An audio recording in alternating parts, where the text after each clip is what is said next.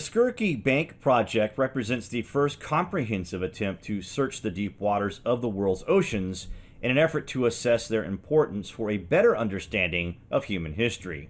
Prior to this effort, investigators interested in this area of research were limited by scuba diving technology and forced to work in water depths of less than 100 meters, thus reaching less than 5% of the ocean floor. Prior to this project, the condition of ancient wooden ships lost in the deep sea was poorly understood. Marine biologists had clearly shown that the deep sea is well oxygenated, and wooden objects falling to its floor are quickly found and consumed by wood-boring organisms. It was also known that due to its significant distance from the mouths of rivers, the deep sea has a slow sediment at ion rate, commonly less than 2 centimeters per 1,000 years.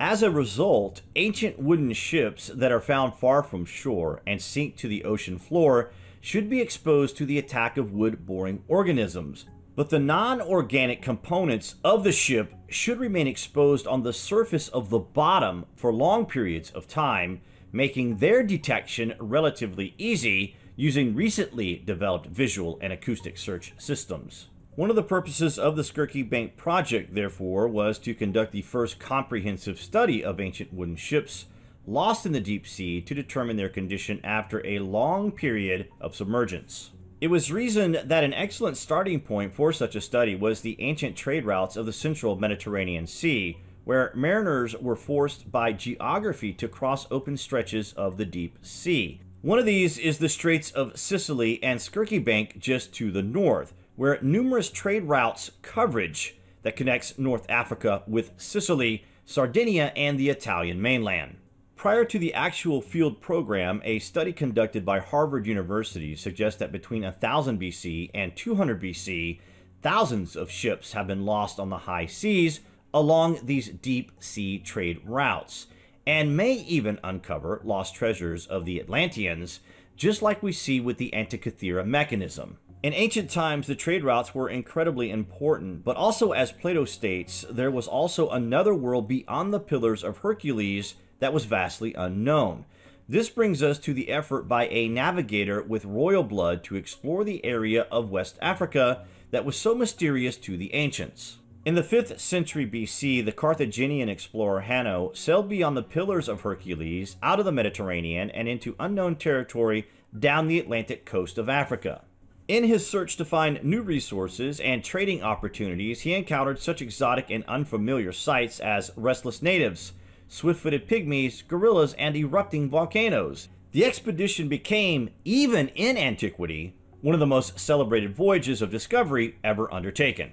The first-hand account of Hanno's voyage survived through antiquity and into the modern age via a single medieval manuscript, itself a copy of a Greek translation made from the Punic original, which was carved on a dedicatory stela circa 400 BCE. Scholars consider there to be at least 2 missing parts of the surviving text, including the conclusion.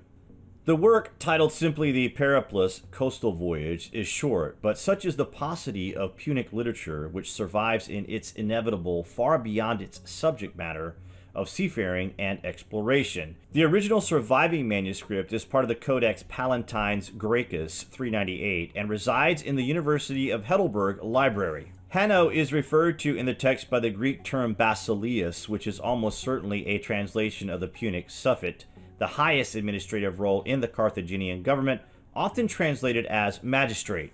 His name is a common one in the powerful Carthaginian clan, the Magonids, and would suggest he was a member of it. Beyond this, we have no other information about the leader of the expedition. The Roman historian Justin mentions in passing a Hanno who fought a war with Mauritanian natives in the mid-5th century BC. Given that Hanno's expedition established colonies in this area and would probably have caused competition with local tribes, this may well be the same person. Other ancient sources which refer to the expedition include Herodotus in the 5th century BC. You must consider that if the accounts are accurate and Hanno invaded Mauritania, then you must consider that this guy may have been looking for Atlantis pre-Plato. If the research by George Alexander and Natalis Rosin is correct, then it would appear that in ancient times, this explorer may have been actively seeking out the fabled land, perhaps for its wealth that it is said to have possessed. The fact that Carthaginians sailed down the west coast of Africa is corroborated by Herodotus in Book 4, 196 of his histories, and by the fact that the whole expedition was to find or found colonies, strongly suggesting that the Carthaginians had visited the coast previously in order to ascertain it was worthwhile sending Hanno's large fleet.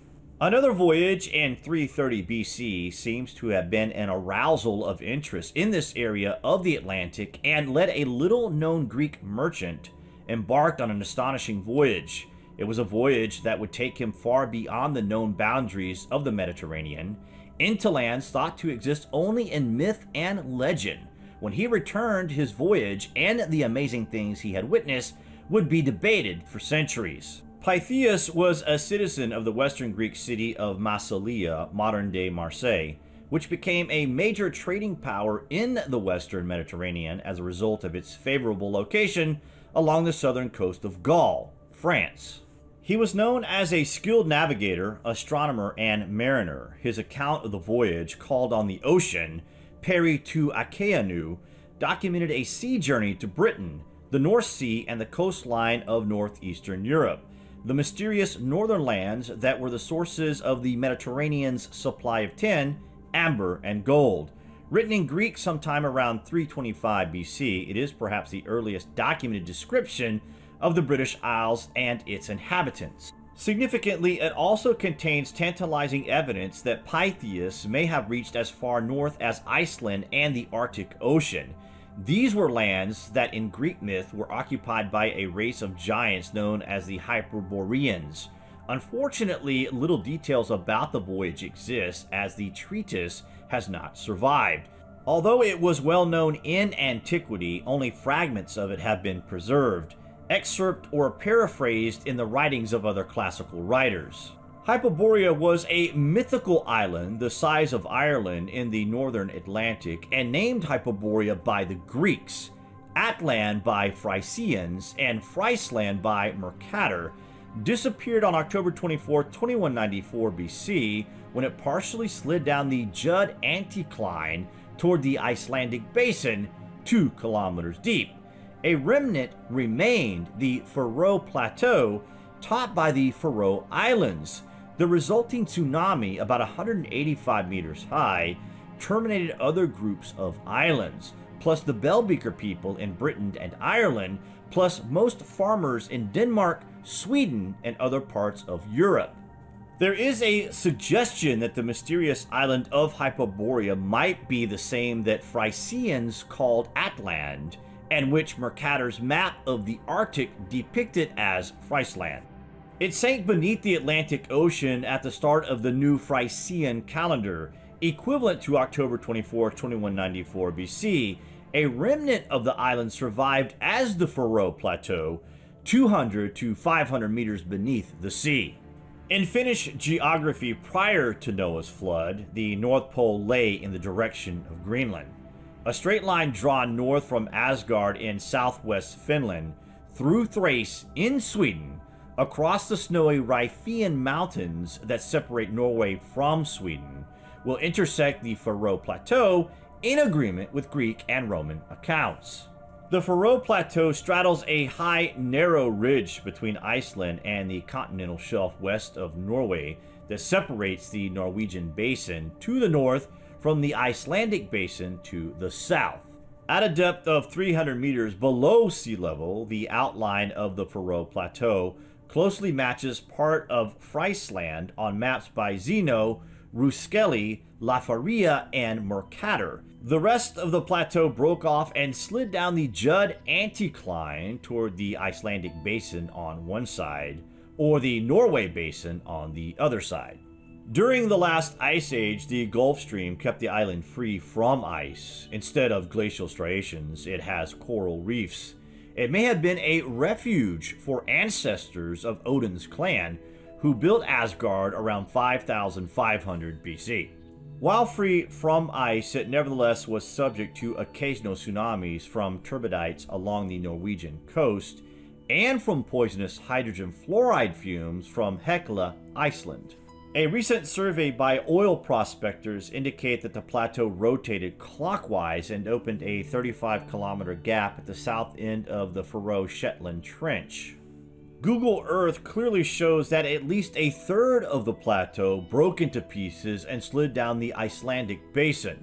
The resulting tsunami started out 185 meters high and wiped out the Bellbeaker people in Britain and Ireland, plus many others around the Baltic Sea, including the Ectines and Boeotia, led by King Ogyges. The written history of Frisians dates the sinking of Atland, also called Atland, meaning Old Land, to day 1 of year 0 of the revised Frisian calendar. By backdating, this was 2193 BC based on the Frisian calendar, which began on October 24th, 2194 BC of the Julian calendar. The two dates for the sinking are the same. Both calendars also date the end of the Trojan War to 1190 BC, further adding to the accuracy. It is entirely possible that these ancient explorers knew of the ancient empire that existed before our re-emergence, and therefore these navigators were actively seeking out the lost treasure and indeed the lost land of the Atlanteans. Remember, there was still documentation available in the Egyptian grand libraries during the time of these people, so it is entirely plausible that they were seeking out what the documents were telling them. It is generally accepted that Pytheas began his voyage from Massalia and sailed west through the Pillars of Hercules, the modern Straits of Gibraltar. He pushed out into the Atlantic, cruising north along the western coast of Spain and France, and possibly made landfall on Britannia. From there, he crossed the English Channel to a spot he called Beleriand, which modern scholars believe to be Cornwall. It was here he witnessed the British inhabitants mining tin for trade to Gaul and to the Mediterranean. Pliny, quoting Timaeus, writes, "There is an island called Myctus, lying 6 days' sail inwards from Britannia, where tin is to be found. The Britons crossed the island in wicker boats sewn over with hides." The precise location of this island is unknown, but has been variously proposed as St. Michel's Mount in Cornwall, the Mountbatten Peninsula in Devon, or the Isles of Wight. Diodorus Siculus called the island of Britain Britannia and its inhabitants the Britannia. Scholars believe both words, which likely came originally from Pytheas, derived from the common P-Celtic division of the Celtic language. This is the spelling Strabo also adopts in most of his references to the island. A number of writers, by contrast, use the B-Celtic division spelling, rendering the word Britannia. Diodorus Siculus describes the island of Britain as being thickly populated and its climate extremely cold. He describes the Britannia as a tribal people ruled by many kings and aristocrats. After observing the inhabitants of Cornwall and southwestern Britain, he likely proceeded north along the coast of Wales. It is possible he landed on the Isles of Man before sailing up the west coast of Scotland and passing between the outer and inner Hebrides. According to various sources, he made a number of landfalls. In fact, Strabo quotes him as saying he traveled the whole of Britain, accessible by foot, but in characteristic fashion adds the aside that such a feat is patently absurd. Pytheas also took a number of latitudinal readings with his gnomon. This was a device like a modern-day stadia rod that was designed to take measurements of the sun's shadow from different latitudes and thereby calculate one's position. According to Strabo, Pytheas sailed for 6 days before encountering a landmass he called Thule, which some scholars have identified as Iceland. Whether he indeed made landfall on Iceland is highly controversial, and the prospect has divided scholars for decades. Some have accepted that Thule was Iceland, while others have argued that it refers to Norway. The Canadian explorer Vilhelm Stephenson, who explored the Arctic extensively, argued in his book Ultima Thule that the possibility of him reaching Iceland was quite credible. It was here, or somewhere in these northern climes, that Pytheas witnessed a phenomenon wholly foreign to the denizens of the Mediterranean: the nearly continuous daylight experienced by travelers in high latitudes during the summer months.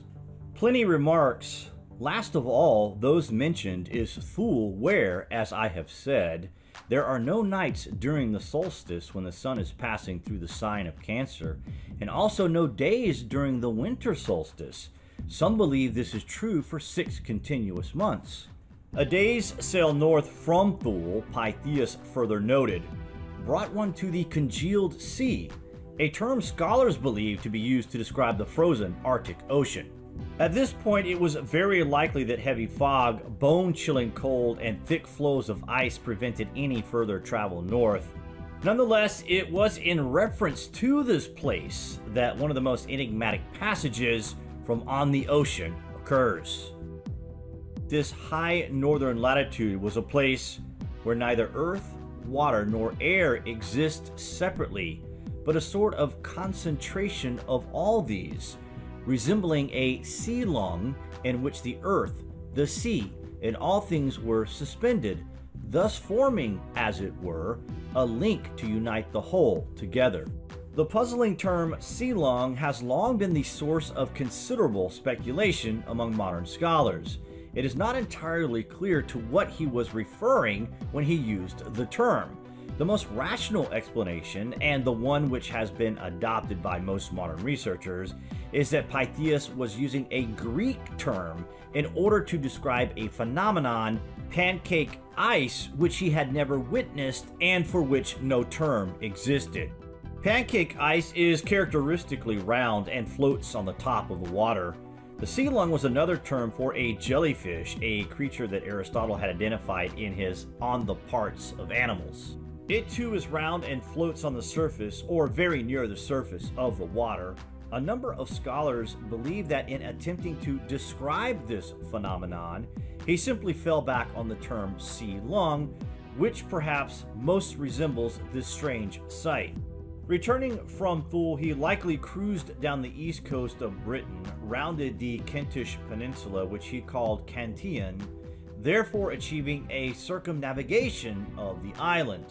But instead of turning west and heading for home, there is evidence that Pytheas turned east, sailing along the northern coastline of Europe. Pliny argues that he encountered a Germanic people, the Gautones, who inhabited the shores of a large estuary.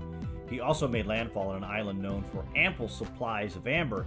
In fact, the voyage along this part of Europe may have been instigated by the desire to discover the source of amber, which held a considerable attraction for the Greeks. Some have argued that from here he pushed on into the Baltic Sea. He may have traveled as far as the Vistula River in modern-day Poland, before turning around and beginning the long sail back to the Mediterranean and home.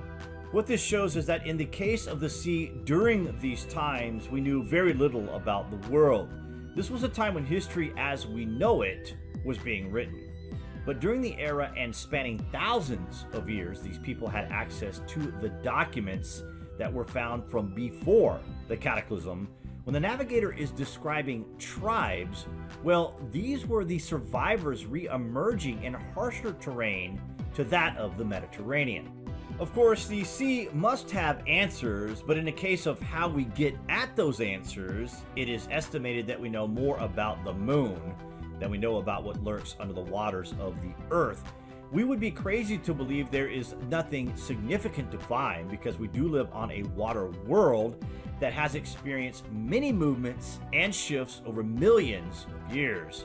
Where the water is today is where there was once land. And at places like New Zealand, Japan, and even Cuba, we see remnants of the lost civilization under the waves. What do you guys think is going on anyway? Comments below, and as always, thank you for watching.